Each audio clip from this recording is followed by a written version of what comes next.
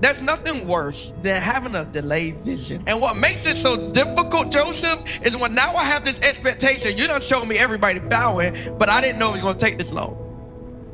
And now I'm in a dungeon, and this don't look like what you showed me. Woo. And for me, I had a glimpse of what this church could be, but it didn't look like what he showed me. And that disappointment was suffocating because you're not bound by what's around you. You're bound by what's in you. And so for me, it wasn't the four walls. It wasn't our limited bank account. It wasn't our limited staff that had me caving in. It was my inability to articulate the prayer that God wanted. I was praying for stuff that God could do, but ignoring the stuff that I could do. We think we're waiting on God. But man, sometimes God is actually waiting on us. He's waiting on us to come in alignment. He's waiting on us to get pure motives. He's waiting on us to even find out what he desires for us. He's waiting on us because it might just not be the season. Once I got that, I stopped looking around and I started looking in. And I said, oh, what can I do? And that's what the whole concept is about. Are you praying for the wrong thing? Well, we should jump into this thing. Are y'all ready? Y'all sure? Y'all sure? Y'all like this vibe? Y'all like sitting like this? It's cool, right? I'm thinking about doing this for the 1 o'clock service. For real. We'll see. So we're going to start out with a little bit of rapid fire for those that have not seen us like this. If you've ever seen us at Grown Folks Only, you might be really, really accustomed to me doing what I'm about to do. I'm about to ask Travis questions that he may not know the answer to that have nothing to do with his book that he's not prepared for. So it's just to warm him up so he'll get really relaxed in being able to ask questions. I have to make sure he keeps the main thing the main thing. And the main thing is us because we are best friends and we love each other. 17 years. 17 years. So tell me about, can you tell me about the first ring you ever got me and what it looked like? I can tell you how much it cost. I already know you're going in the wrong direction. Oh, okay. It was a diamond, small diamond. Was not. I didn't say it was real. I said it was a diamond. It was not a diamond at all. Oh.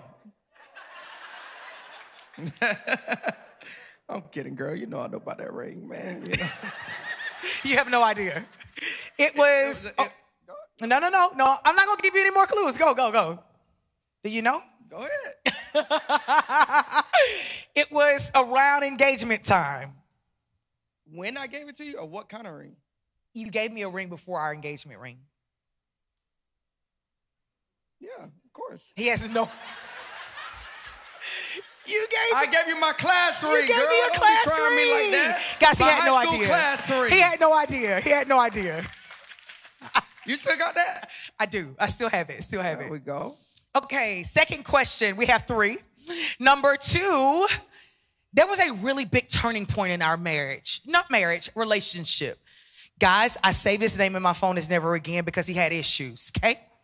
Just you can see where we arrived to. Book release. Neither here nor there. There was a huge turning point in our relationship. Do you remember the setting and what was it like?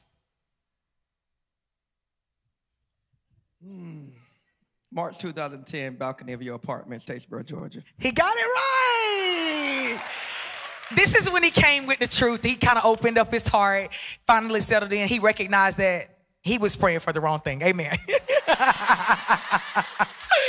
Last question, which he should be ashamed that I have to ask. When are all of our kids' birthdays? They said you better know. Last question before we fire it up. Jace, March 27, 2014. March? May 27. Whoa. May 27, 2014. He's rubbing the chair, y'all. He hot. Champ, September 27, 2016. Okay. John. This the one that gets you. April 23rd, 2019. Okay. Y'all clap it up. I think he's ready. Y'all ready to jump into the book? All right, sir. Sorry, Jace. So, everybody knows we're best friends, 17 years. You brag about the fact that we never fuss. He doesn't tell y'all the part that we did have really explosive arguments early on. We just learned to communicate at times that we're good. Just a pause for the cause on that. But In a setting like this, we're best friends, we do everything together, it would be easy to think or assume that I know everything that's going on in your mind. You wrote a brand new book. Can you help me to understand what that writing process was like? What did you learn? Kind of opened up the behind the scenes for us in terms of the preparation of how you wrote Are You Praying for the Wrong Thing? What did it do for you? You know, the whole concept I shared this past Sunday really started with that car ride in Charlotte. But the message itself, I preached a message at Relentless Church for John Gray, probably, I don't know, it's probably like 3 years ago or so. I don't know. But the concept was, are you praying for the wrong thing? And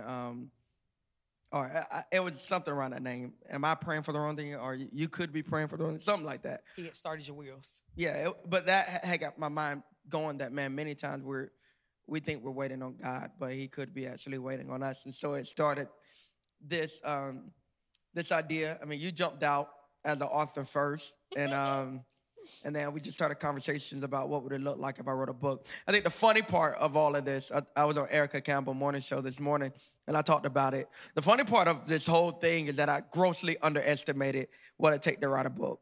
Like I do so many things.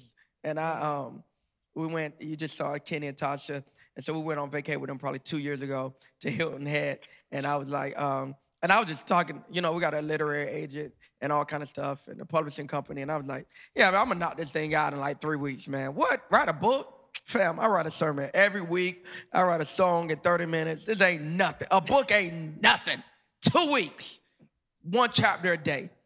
Never forget, I went in the room. They was out chilling. Went in the room. I said, I'll be back, y'all. Because I've done that with songs. I literally, this is true story. I've said, I'll be back. And I go upstairs and I come back and respond. Or I'll be back. I go upstairs, come back, won't let go. That's happened more times than I can count. So I thought this was one of those times. I'll be back. I'm going to have 3 chapters. No. Now, cuz, I said, I'll be back. I came out with 2 paragraphs. I said, man, this is foolishness. This is hard. My wife was like, nah, Mr. Mix Up, this easy, Mr. Creative. So the process was just a little more difficult than I thought it would be. Thank God I had a co-writer named Paul Asai, older white guy out of Colorado who just caught my voice perfectly, flew him here. We did a ton of Zooms and did a ton of interviews, and he went through a ton of my messages. And then we just collabed together on writing it, collabed together on editing it. And, you know, I'm just really grateful for him. And I told him, I gave him a shout out in the book, but I don't plan on doing another book without him because it was just such a joyful process. He asked all the right questions, and it was still more difficult than I thought it would be. But I had a great time doing it. I'm proud of you. Can we clap it up? I had a hard time choosing a favorite chapter. I'm going to say chapter 8 is my favorite. And in chapter 8, you talk about this favorite word that you come to, which is honesty.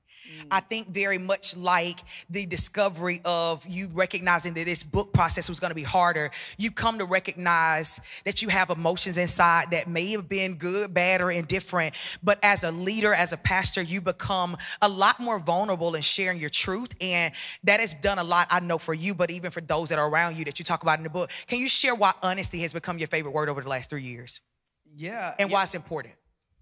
I've learned to share my honesty with God before I try to share it with people a lot of times. And so he helps me filter what's actually truth and exchange for greater truth. And I think that's what presenting something honest is. And I think just a lot of times, you know, we're more religious than we are honest. Woo. So it's like we feel like we're supposed to tell God what we think he wants to hear. And that, my prayer life suffered, even as a pastor, suffered for a while because of that. Where I had a friend, older guy who went here, who was a retired pastor, Pastor Sam, and he died a few years ago. I talked about him a couple weeks ago, but from the stage. But I was able to be at his bedside when he died during COVID. And when he died, one of the first things that his family found was his prayer journal. And so they would send me snapshots, my wife and I. Man, he was praying for you. He was talking about the church like you were like a son to him. As a matter of fact, he gave me this replica of David's sword. And I'll never forget, probably 5 years ago, he called me. It's like, Pastor Travis, I need to come over right now. The Holy Spirit told me to come over right now. Where do you live? I was like, cool. All right, come on through. So he rolled through, and he stood at my door with a sword. Old white man holding a sword. What about that? And I said, what in the... And opened the door, and he had that in a Hebrew Bible. And he said, I don't know why the Lord told me to do this now, but I got to give you this sword. And he said, my sons, he got 2 sons. He said, my sons are going to be mad. And but the Lord told me to give this to you now. And I said, man, thanks. And he said, can I pray over you? He prayed over me. And he had one of the fastest growing diverse churches here. I don't know if Liz Mary's here tonight, but I know she grew up kind of in his ministry and a few other people. But he had a very diverse church here in the city and legacy. And so that's what he prayed over me and prayed over this house. And so they found this prayer journal, and they would send me excerpts from it. Man, Pastor. So I some of my most profound prayers, I feel like, are in my prayer journal. And so once I found out, I was like, well, what if I die? You know what I mean? I know my mom told me not to have holes in my drawers if I get in a car accident. But, man, I need to make sure my boys see some good stuff in my prayer journal. And so I went, and I'm dead serious. I went about a year or two writing the greatest poetic psalms you would ever, just in case. Man, Daddy was deep. And God was like, Trav, you know this ain't doing nothing for me, right? I'd rather you just be honest. If you mad, say you mad. If you're confused, say you're confused. If you're disappointed, say you're disappointed. And when you present me your truth, I can give you a greater truth. And so when I learned that tool for honesty, it changed my life. I love that. I think as your best friend, wife, I would say even attaching not just honesty to something that I would mark you by, but another word I would call you is passionate. And in chapter 9, you talk about how passion without wisdom can be deadly. And, you know, a lot of people will get a word or they're going after something, but they don't have the wisdom to accompany that passion to be able to bring about something that God actually desires. This is in the chapter where you talk about the audibles. And so I really love the concept of just how we get the courage to go after audibles, but even kind of talking around this idea of passion without wisdom being deadly. Yeah, I'm excited about this message. I get to preach. Pastor Titus helped me with my sermon outline for the series, and he got me preaching in the next, I think, 2 or 3 weeks on Audible. So I'm really excited about that. Yeah. But the idea is that what happens, there's going to be a little theologically, there's going to be a theological twist, Pastor Keith, so don't stone me over there. But what happens when God changes his mind? Now, I know he's the same yesterday, today, and forever, and I know he meant what he said the first time. But if Abraham didn't catch the audible, Isaac is dead. Sure. Take your son up, present him as a burnt offering. Got the knife. I followed through all the whole instruction. God says, hold on, Abraham. And if he would have been like some of us, well, you said kill him, I'm going to kill him. And God's like, yeah, but I'm looking at the field of play as the offensive coordinator, and I decided to call it audible. As a matter of fact, it was always in my mind. I just wanted to set the defense up a certain way so they think this was the play we're going to run. And so it's not necessarily that he changed his mind, but now he's allowing you to catch up to a revelation that is Jireh. And so for me, in my life, I've had to just remain something that we pour into our staff culture, an F word, fluid. And literally like, man, okay, I know this is what I was sensing, but I had the humility to, if now you see something else that I didn't see, right, can I adjust? And that's really what an audible is being able to make an adjustment that's sometimes on the fly, and it's based off, I like the football analogy because the quarterback sometimes calls an audible based off of what he sensed, but sometimes the audible is called because of something that's greater. Someone has another view, and they're like, yo, I see something about to happen, that we didn't see before we thought about doing this play. And so that for me is, I just try to stay sensitive to God. What do you want in this season? And I'll try it out. And I have the humility to say, man, I thought this was God. Maybe it wasn't. Results will tell the truth. But being open to audibles, what God wants, what he wants, being able to move with him. And I think some of us get stuck in seasons because we parked at a revelation and wasn't willing to turn with the audible. It's Peter when he sees Mount Transfiguration with Jesus having a conversation with Elisha and Moses, and Peter says, "Hey, fam, let's park here. Let's build right here. We can stay right here. This is amazing." And Jesus turned to him and said, "Fam, you ain't seen nothing yet. It's like I got so many audibles up my sleeve. This ain't it. We're not parking here. There's something else I want to do. There's a more profound revelation. There's something else that I desire to do through you." And so I love that. Even with Mom sent, being in her 60s, being able, who in their 60s, in their sixth decade, still listens for audibles? I'll tell you who, Mom Sent does. And it's like, man, I've been on this path and I've retired this path. Most people retire. It's time to go to Bahamas. And she retired, and it's like, and God says, audible counselor. What? Go back to school? I ain't been to school in 40 years. Yeah. It's an audible. But it's through that I'm actually able to finally get further up the field and maybe score and stop being frustrated in life because I'm still running plays that God has already shifted. Really good. Do you have a favorite chapter? And if you do, what is it? Is there something loud that you feel like if anybody walked away and put this book down, you wanted them to have more than anything else? Is there one particular revelation that's louder than any other one? That's a tough one, man, because I tell a lot of my favorite stories in here. Yeah. I think the story of Gideon is one of my favorites in this book. And I think that's actually what I preached about when I presented this concept the first time. And there's so much in the story of Gideon, man. I mean, beyond the shedding from 32,000 to 300. I love how he's found. And he's found, the Bible says, anybody know where he's found? I do. Anybody? In a wine press. In a wine press, there we go. He's in a wine press threshing wheat. You don't thresh wheat in a wine press. You thresh wheat on a threshing floor. And the reason you thresh wheat in the threshing floor is because you need enough space. So just imagine a warehouse. You need enough space to be able, or a barn rather, to throw up the wheat and allow the wind to separate it. And so, but he's doing this. He's trying to operate in a tight place. A wine press, traditionally, think a closet, was small because the only reason you need a wine press is to crush grapes and make Kool-Aid. You don't need a lot of space to do that.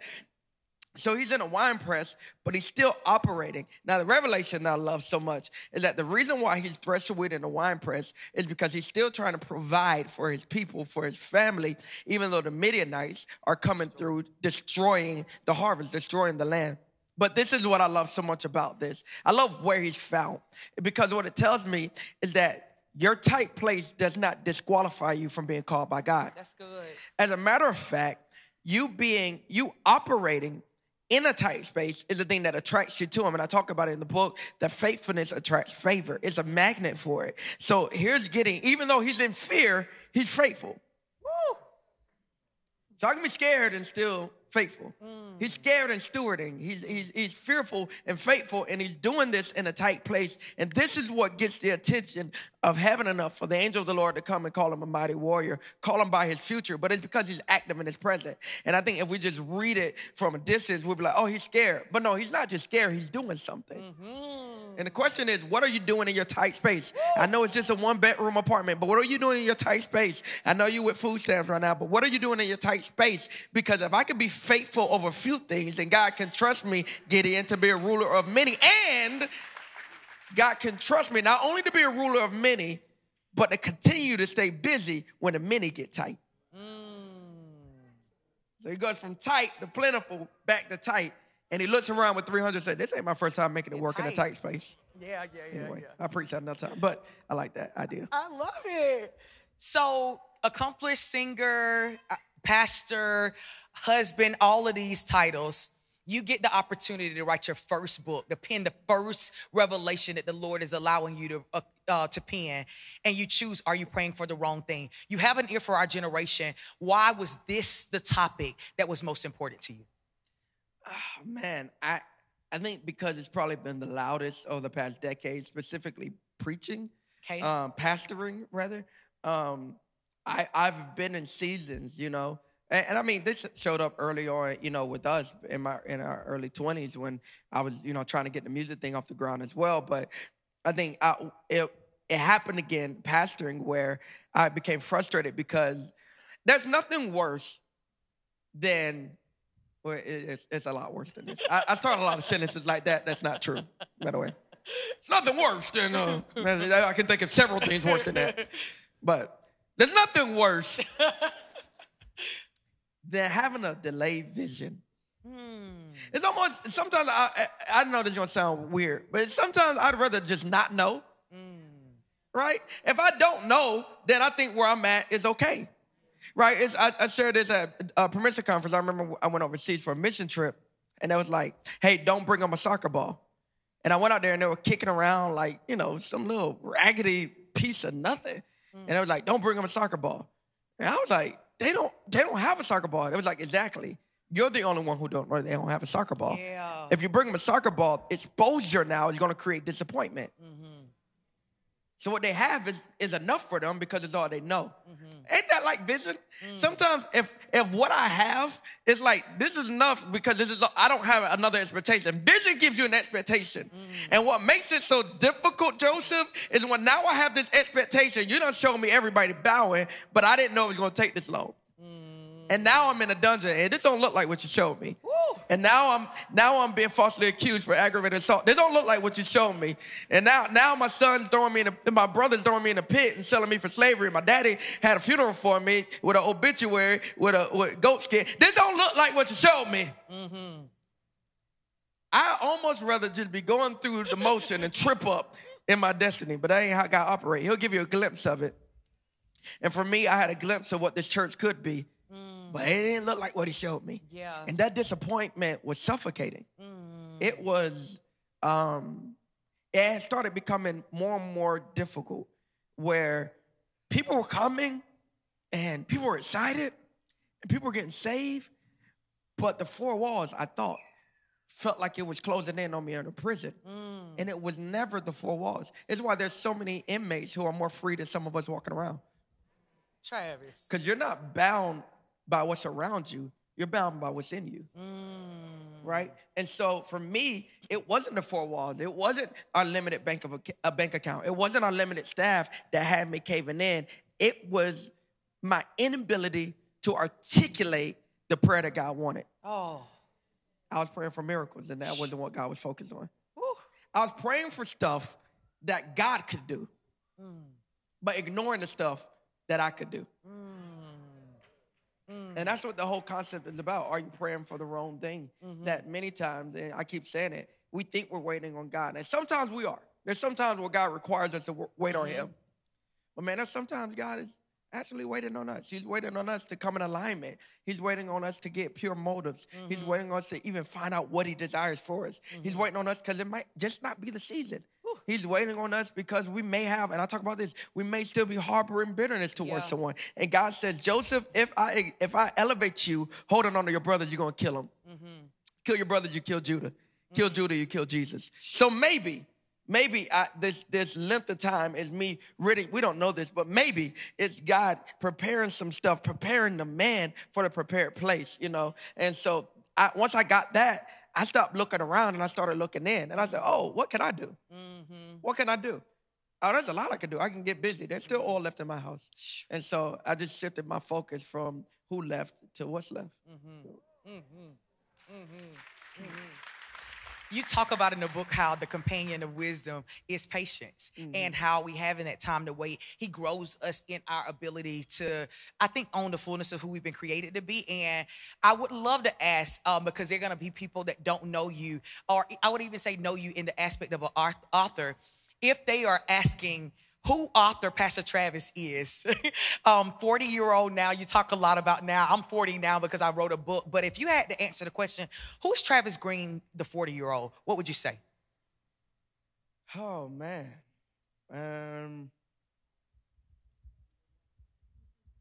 I love that. I love that. I love that. I was going to say thoughtful. So if I say wise, that sounds arrogant. I can't say that, Mom. She said it. I think in this season, I'm way more of a thinker. Like I chase thoughts. Okay.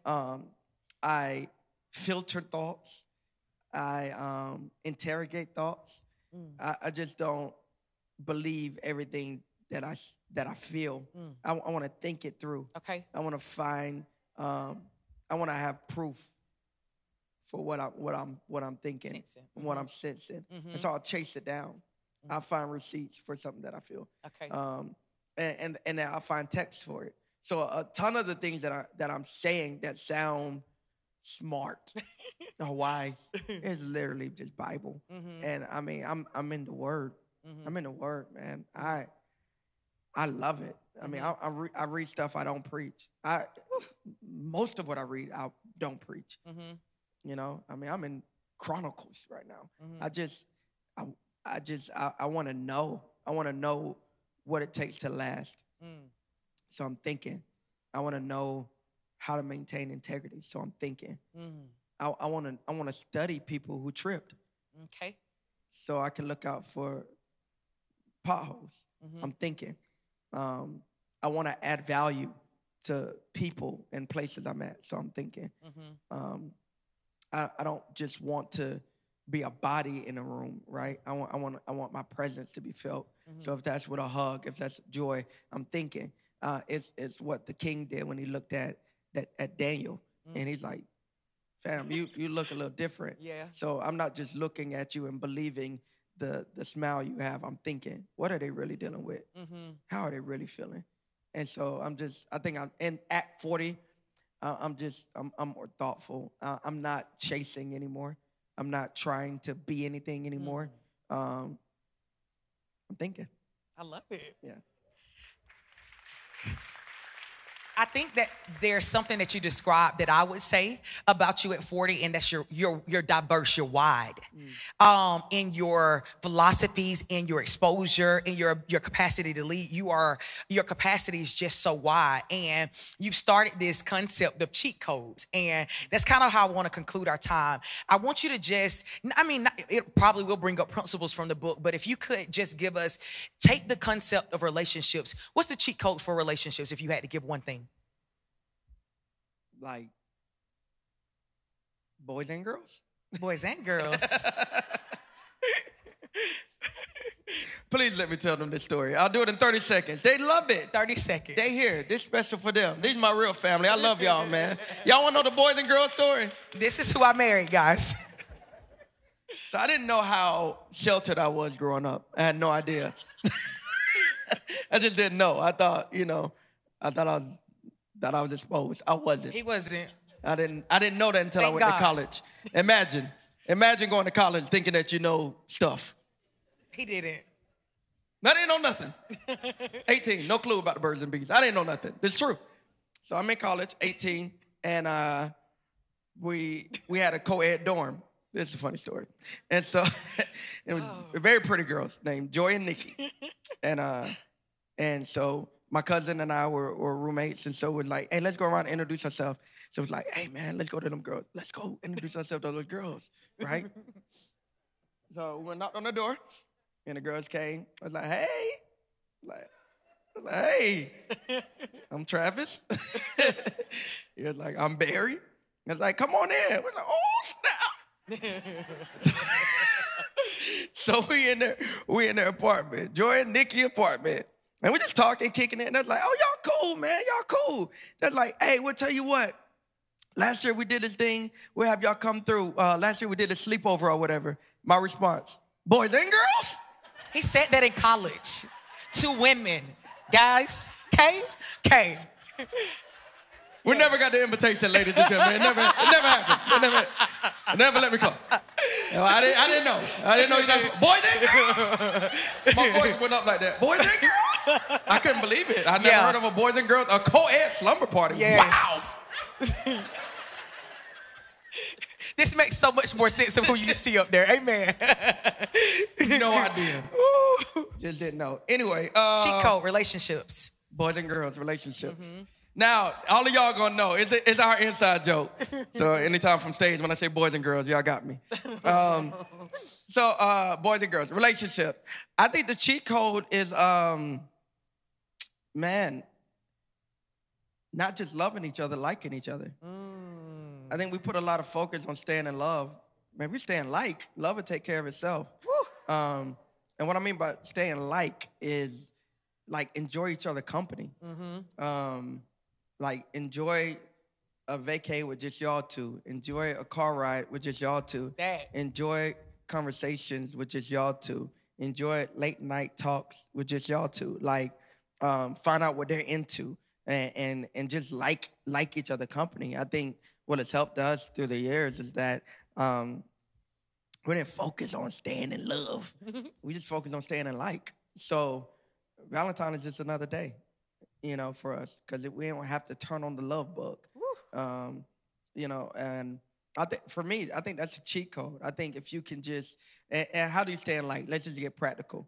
I think you stay in like by continuing to appreciate and vocalize that appreciation for the other person. Like, I see you. I appreciate what you did here. I appreciate your compassion. I appreciate your help. Being quick to forgive keeps you in like. Being considerate. And then lastly, the way you stay in like is by making sure that you're dancing to the beat of what the DJ is playing in that season. So for example, when we were 19 and 23, that's it was a whole different beat, literally, than, you know, that was T.I., the second record. You know what I mean? So that was Outkast. You know what I mean? So yeah, y'all don't know. Y'all ain't from Georgia like that. So, you know, so back then we dancing to that. It's a completely different rhythm than when we get married. With a completely different rhythm than when I start touring. Like that track changed. And so we still trying to dance to that, and it's a slow song. Now I'm stepping on toes, you know.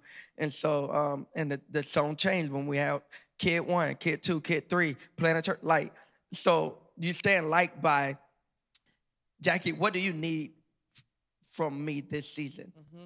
Like, I know what was, I know what we were dancing to last, but you know, there could have been an audible. So what's up right now? Like, what do you need now? What would be helpful for you now? Am I in the way? Is this too much? Do you need more affection? Do you need me to back up? So it's figuring out how are we dancing right now and not staying stuck to, oh, this is the way we always did it. So, oh, you changed. Yeah, you changed. You should change. You should evolve. You should get smarter. You should get wiser. You should get deeper. You should, you know, and so I think that helps you stay in light. I like it. Yeah. By the way, I love those glasses on you. Compliments to the girl who bought them. I like them too. Second cheat code to ministry. Oh, cheat code to ministry. Faith is not risky. I used to say that all the time. I used to say, man, faith is risky. When I was a young preacher, in my early 20s, I said that all the time. Faith is risky. Get out. Take a risk. Do it. Faith is risky. And I learned from a friend. He was actually Tavener. He was one of the guys up there on the video. And he was preaching one time. He said, faith isn't risky. It's risky not to do it. That's the real risk. And so the cheat code to ministry is staying fresh. And don't think about what you'll lose from taking the risk. Think about what you'll lose from not taking it. That's good. You know, there's an opportunity, like there's a cost to disobedience. There's a cost to delay. And so for me, I stay fresh by keeping this fresh. I'm always thinking, man, what can we do different? I mean, why not try it? What's the harm in trying? You know, I have a slogan that we've had since she was a teenager. What is it? What's the worst that can happen? What's the worst that can happen? When you discover the worst possible scenario, most of the time the enemy has this concept of what's the worst that can happen, and it just seems so like, oh God, my world gonna fall apart. No, it's not. The worst that can happen if we step out on faith and give all our money to the church, which we've done before, and we just, here we're going to, if this don't work, the worst that can happen is we move to Augusta, Georgia, to a 6-bedroom mansion. My God, that is, woo. I don't know if we need to do this, Jackie. What? Mom said I'm moving in. Cook. That's the worst that can happen. So once I discovered that that's actually the worst that can happen, oh man, I'll bust a balloon on the enemy. I'm gonna walk on water. Yeah. Drowning is not an option. Worst that can happen is I sink a little and you pick me up. My ankles got wet. Cool. At least I did it. So for me, the cheat code of ministry is to stay fresh, man. Like, not taking a risk is expensive. Ooh. You're missing souls. You're missing the enjoyment. Like, you're missing passion. And so for me, man, I want to keep it fresh. So that's what Ford City is. We're going to keep it fresh. We're going to keep it fresh. As soon as you think, you know exactly. As soon as you think, oh, I know what to expect. Boom, we hit you with something different. Here's another album. Boom, here's another service. Boom, here's another way we're doing the service. Boom, here's another ministry. Like, we're going to keep it fresh because I'm keeping my ears open. I want to hear every play he called, and I ain't never scared. Yeah, I ain't never, ever scared. Come on. That ain't me. Yes, is this good for y'all? Last cheat code for parenting. Fathers, get out the way. I'm kidding. Show up, show up. Prime example, this Sunday, my wife is preaching after the 1 o'clock. I'm jetting to the airport, flying to Amsterdam, Netherlands, doing a show on Monday. And then I got to preach in Jamaica on Wednesday evening. But my boys... Part of it's a surprise. They don't know that. Yeah. So they're finishing school, you know what I mean? And shifting to another grade and stuff. So, I'm up last night. Everybody sleep. I'm up midnight. My manager lives in London. And we're going through flights and on with airlines. Like, let's figure it out. And it's going to cost you X, Y, and Z.